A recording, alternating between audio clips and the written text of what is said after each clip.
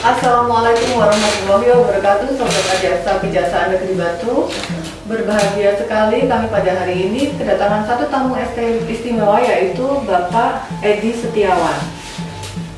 Rahayu, Pak. Rahayu. Nah, ini menarik sekali kenapa saya menyapa dengan kata Rahayu nih, Pak ya. Jadi Bapak Edi Setiawan ini adalah Ketua MLKI atau Majelis Luhur Kepercayaan Terhadap Tuhan Yang Maha Esa di Indonesia di wilayah Batu.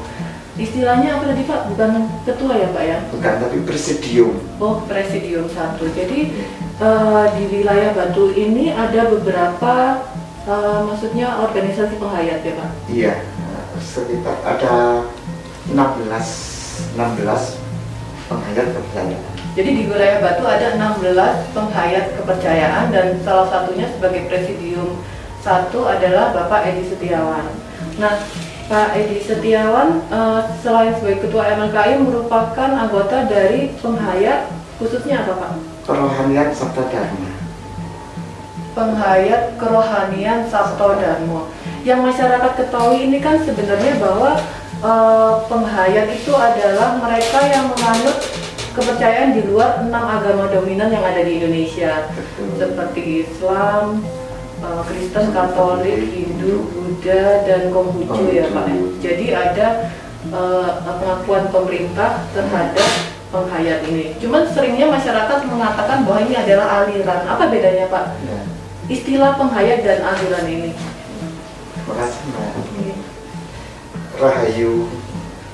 Jadi kami warga penghayat kepercayaan itu merasa keberatan kalau dikatakan kami itu adalah aliran kepercayaan. Kalau menurut pandangan kami, aliran kepercayaan itu adalah aliran, namanya aliran bersumber dari salah satu agama.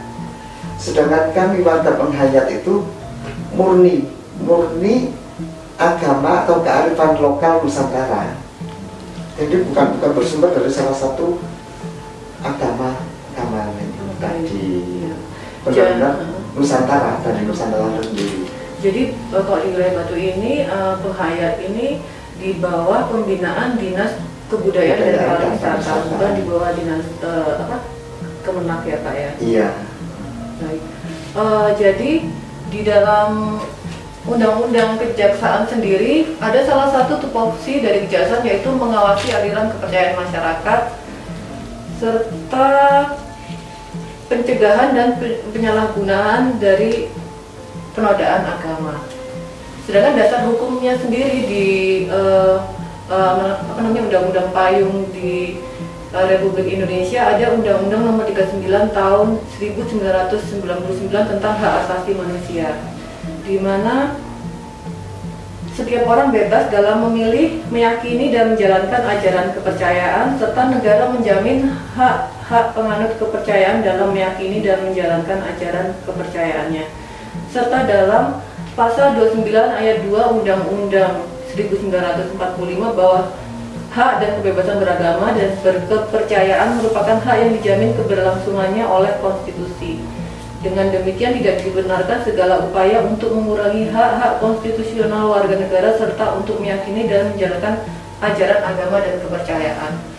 Salah satunya pada tahun 2017 kemarin penghayat berhasil itu ya, Pak, melakukan uji undang-undang ke MK terkait dengan kependudukan dan di KK dan KTP. Jadi kolom agama itu bisa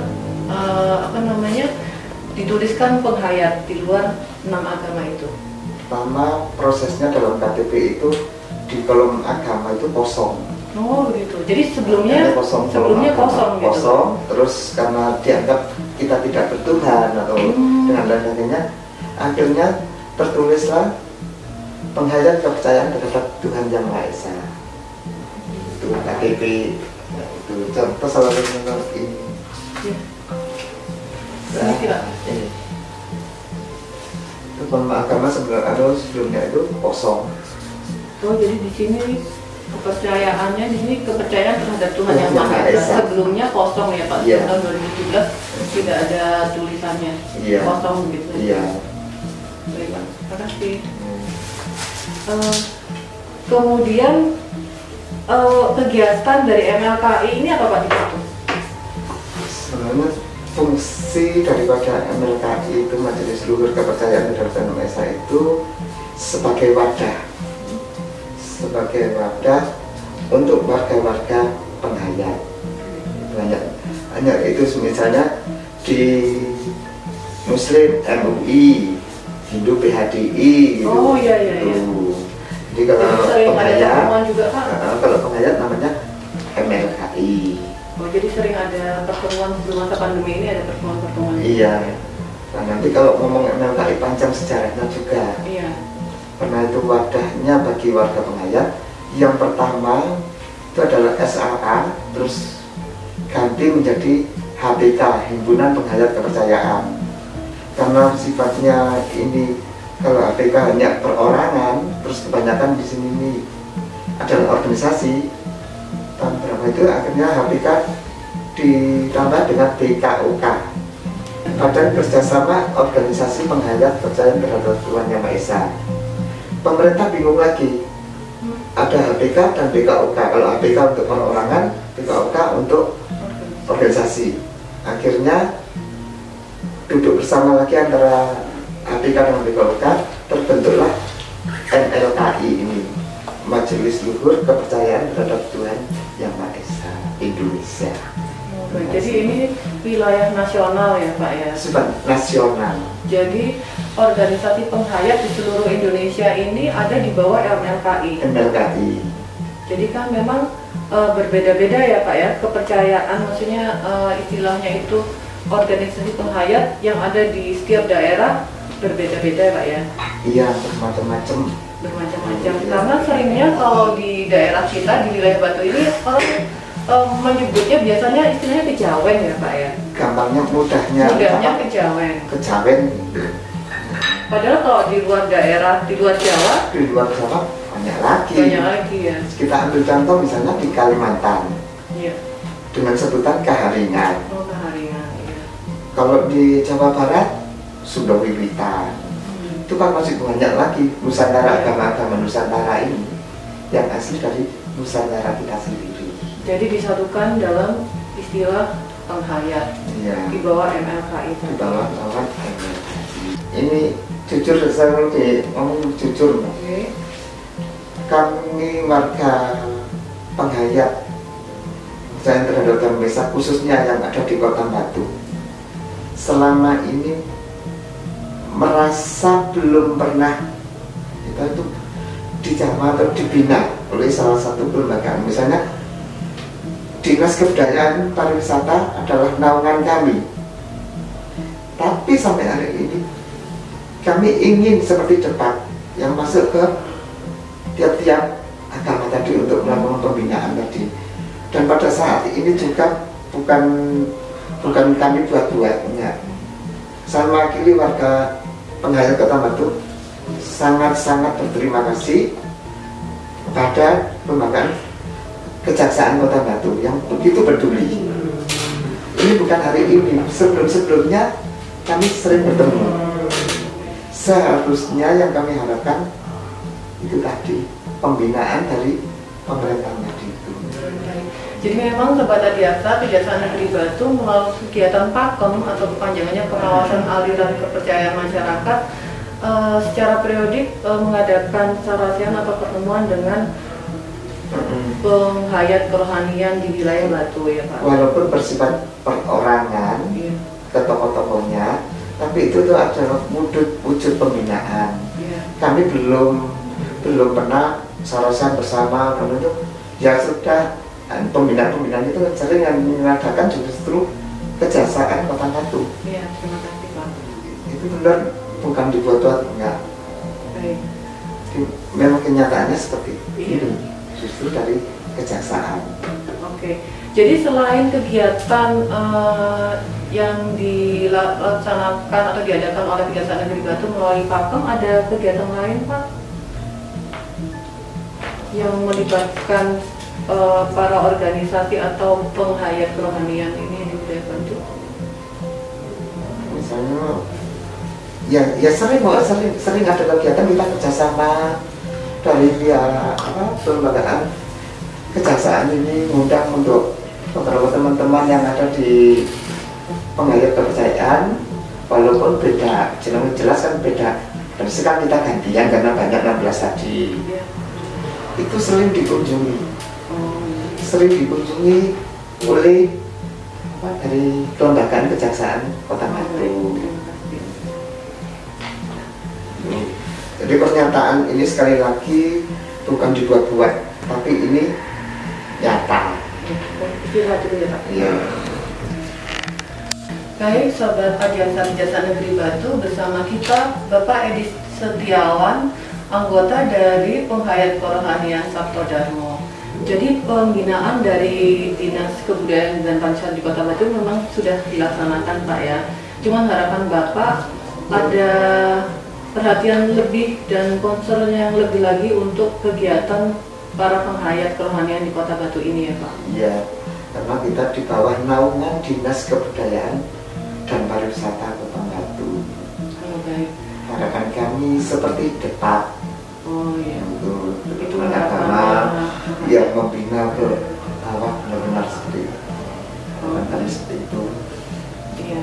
Kemudian untuk filsafat Sabto Darmo sendiri ajarannya seperti apa Bapak? Mungkin bisa memperkenalkan kepada Sobat Adiasa.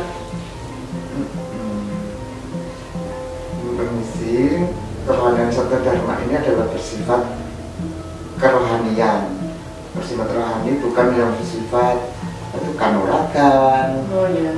ilmu atau yang lain-lain itu tidak. Justru kerohanian Sabto Darmo ini turunnya tanggal 27 Desember tahun 52 di Kota Pari, Kediri. Demikian sejarahnya Sobat Adiasa. Itu sejarahnya turunnya di Pari, Kediri tanggal 27 Desember tahun 52. Dan di situ dalam lanjutannya turun lagi wahyu namanya Wahyu Racut. Wahyu Racut itu memperkenalkan untuk menambah keyakinan kita atau keimanan kita kepada Yang Maha Kuasa. Pada tanggal itu 27 Desember tahun 52 tadi itu kita belum tahu namanya Sabto Darmo, belum. Yang kita tahu adalah Wahyu Sujud, Wahyu Racut.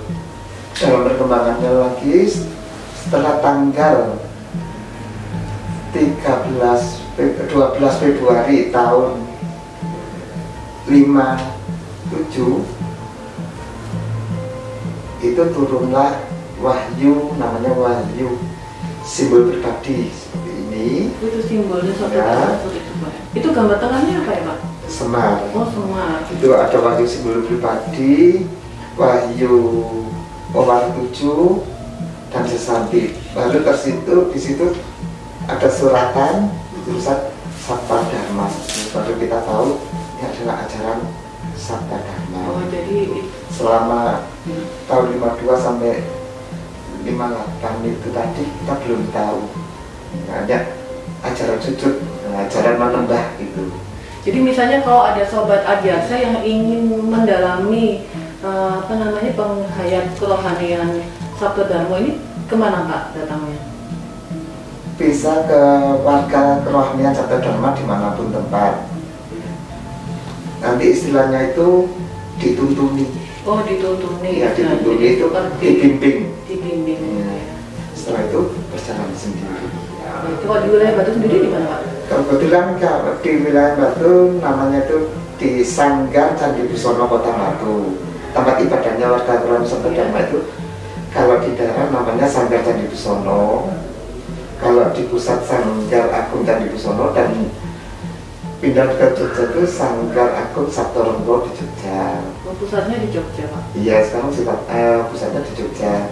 Tapi khusus untuk Kota Batu di Sanggar Candi Busono Kota Batu itu di Jalan Tawang Argo Kelurahan Sisir. Jalan Tawang Argo Kelurahan Sisir.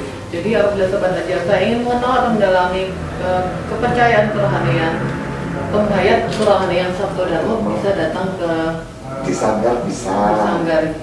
Jadi istilahnya rumah ibadahnya itu Sanggar ya? Nama tempat ibadahnya Sanggar. Selain di Batu sendiri, di daerah lain ada juga Pak? Kalau yang di batu baru satu. Ya. Misalnya di tetangga kita Pujon ada 2, di Karangploso, di Malang Kota, Malang Kabupaten itu sudah ada hampir semua. Semua di luar wilayah Batu atau di luar Jawa juga ada Pak? Di luar Jawa pun juga ada banyak. Misalnya tadi di Bali, besar juga. Besar juga ya Pak. Jadi ada komunitas yang mendukung sesama penghayat kerohanian ini di seluruh wilayah Indonesia ya Pak ya? Iya. Ada komunitas-komunitas. Iya, ada 3 lembaga tadi itu. Ya, dan sekarang di bawah MLKI itu. Iya, Kerohanian Sabda Dharma di bawah naungan MLKI, bukan di bawah naungan apa MUI, PHDI itu bukan. Jadi, semua warga penghayat apapun namanya itu di bawah naungan MLKI, Majelis Luhur Kepercayaan Keagamaan Indonesia. Jadi memang amanat undang-undang adalah adanya pelindungan hukum yang setara apapun agama warga negara itu, termasuk kepercayaan atau penghayat. Kalau untuk pengakuan administrasi dalam kegiatan sosial bermasyarakat, ada juga bentuk maksudnya pengakuan misalnya perkawinan, apakah pernah dilaksanakan Pak? Kebetulan kalau nggak salah itu tahun 2016 kami warga Sabda Dharma Kota Batu mengadakan pernikahan secara penghayat-penghayaan secara Sabda Dharma di bawah naungan Dinas Catatan Sipil di Pinduk Capil Kota Batu. Itu sampai waktu itu juga pengambil sumpah jabatan PNS. Sumpah jabatan PNS dengan tata cara penghayat. Iya, dengan sumpah jabatannya juga dari penghayat. 2 kali kami, setelah itu terus berjalan sampai sekarang. Oh, di wilayah Batu sendiri? Wilayah Batu berjalan nggak ada penghayat seperti itu Pak ya? Iya, nggak ada halangan, sama sekali nggak ada halangan. Dan pada saat pelaksanaan ibadah atau ritual berjalan lancar dan aman ya Pak ya? Puji syukur berjalan lancar, toleransi di Kota Batu luar biasa. Iya. Toleransi atau istilahnya pluralisme Pak ya, yang diperkenalkan oleh Bapak Pluralisme Indonesia Pak Gus Dur istilahnya. Iya, dengan apalagi dengan adanya Gus Durian. Wah, acara Gus Durian. Gus Durian itu sangat-sangat mendukung, sangat-sangat membantu untuk toleransi di Kota. Acara seperti apa itu Pak? Saya baru dengar kalau acara Gus Durian itu seperti apa? Kita itu di Gus Durian itu lintas budaya juga lintas agama. Ada Gus Durian peduli, ada Gus Durian. Yang Gus Durian peduli itu untuk penanganan bencana alam, lalu itu teman-teman yang di Gus Durian peduli. Tapi tentang untuk budaya, untuk keharmonisan beribadah itu di Gus Duriannya. Jadi bukan semata-mata kerohanian, juga kegiatan sosial bermasyarakat dilaksanakan juga oleh organisasi penghayat kerohanian. Iya. Kemudian Pak, yang selanjutnya kita ingin tahu nih Pak, sebagai anggota penghayat kerohanian, adakah kendala yang dihadapi Bapak dalam kehidupan sehari-hari? Kendalanya jelas ada, karena kesiapan masyarakat belum mengetahui, banyak yang belum mengetahui dengan adanya di luar 6 agama tadi, karena kita sering dianggap aliran sesat. Ya. Itu yang lebih lagi, kita itu dianggap aliran sesat tadi itu. Ya, semoga dengan podcast ini bisa mensosialisasikan bahwa penghayat kepercayaan juga mulai memiliki hak serta kedudukan hukum yang sama dengan warga negara Indonesia yang lain. Kendala lainnya Pak yang Bapak alami, misalnya kalau misalnya dari pemerintah sudah tidak ada diskriminasi ya Pak? Iya. Yang justru yang kendalanya itu dari warga kami sendiri. Ya. Dari warga kami, warga penghayat, nggak ngomong Sabda Dharma itu enggak. Tapi secara umum warga penghayat sendiri kurang berani menunjukkan identitasnya, bahwa saya adalah warga penghayat. Terhadap agama itu kurang berani. Dengan apa?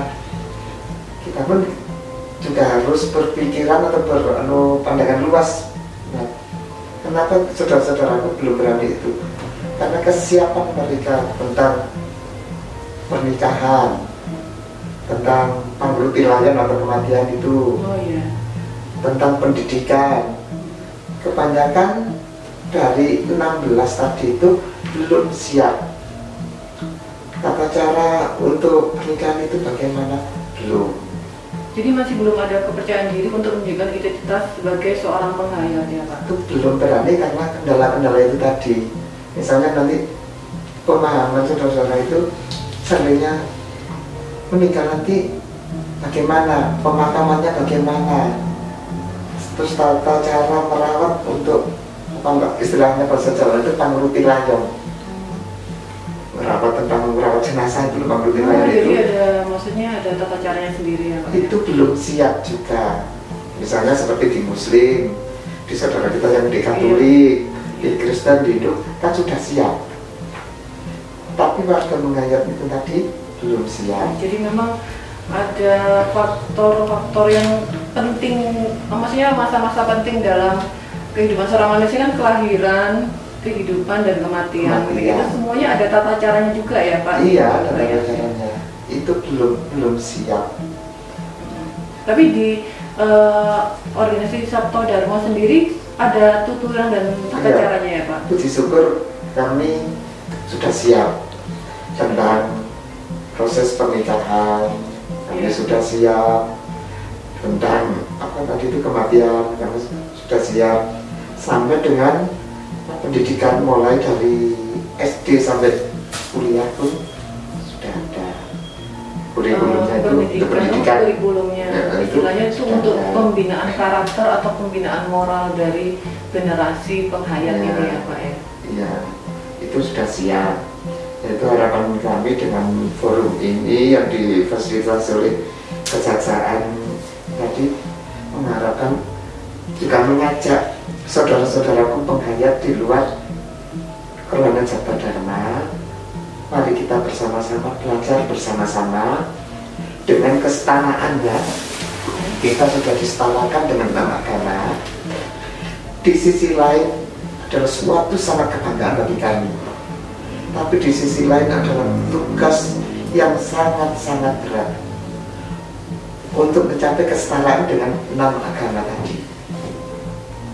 Itu adalah tugas yang sangat berat untuk mengejar ketinggalan kita. Baik. Jadi Sobat Adiaksa, kita masih bersama Bapak Edi Setiawan sebagai Presidium 1 Majelis Luhur Kepercayaan Terhadap Tuhan Yang Maha Esa di Indonesia di wilayah Batu. Yang Bapak rasakan sendiri di wilayah Batu ini harmonis ya Pak? Maksudnya toleransinya Bapak dalam melaksanakan kegiatan sosial, kegiatan bermasyarakat serta ritual penghayat itu juga baik-baik saja selama ini? Sangat luar biasa, sangat luar biasa. Kota Batu tercinta untuk toleransi, untuk kebersamaan, lintas iman. Itu sangat luar biasa sekali. Semoga ini bisa berjalan langgeng untuk generasi-generasi kita selanjutnya. Memang salah satu tupoksi pengawasan aliran kerja masyarakat atau pakem Kejaksaan Negeri Batu adalah menjaga masyarakat ini tetap aman, tertib, dan hidup berdampingan secara damai, termasuk dengan menjamin perlindungan hukum pada warga Kota Batu sendiri. Baik, ini mungkin kita akan cukupkan sampai di sini Pak pembicaraan kita. Tapi sebelumnya mungkin Bapak ada closing statement atau yang ingin disampaikan kepada pertama pada sesama anggota penghayat sendiri, kemudian kedua terhadap masyarakat umum secara luas Pak. Jadi untuk seluruh warga penghayat Kota Batu dan juga masyarakat Batu pada umumnya, yang ingin saya sampaikan adalah sesati dari Tokohnya Cokro Dharma, yaitu ingin diwai marang sopo wae warga Sabto Dharma kudu suminar Indo Baskoro. Nah, yang berarti kita dimana saja, pada siapa saja harus bersinar laksana surya. Makanya hidup kita berguna untuk semua umat. Matur nuwun. Demikian Sobat Adiaksa, pembicaraan kita pada hari ini dalam program Suara Adiaksa Kota Batu. Sekali lagi Pak, kita sebagai masyarakat, sebagai manusia harus hidup seperti surya ya Pak ya. Harus berdampingan, tuntun karena jalan untuk menuju keluhuran itu sangat licin. Jalan untuk menuju kebaikan itu sangat licin. Kita harus bergandeng tangan. Hidup berguna seperti sang surya Pak ya. Iya, harus berguna surya. Oke, terima kasih Sobat Adiaksa. Program Suara Adiaksa Kota Batu, kita akan bertemu pada kesempatan program Suara Adiaksa berikutnya. Terima kasih. Wassalamualaikum warahmatullahi wabarakatuh. Rahayu. Rahayu, Rahayu Sagung Dumadi.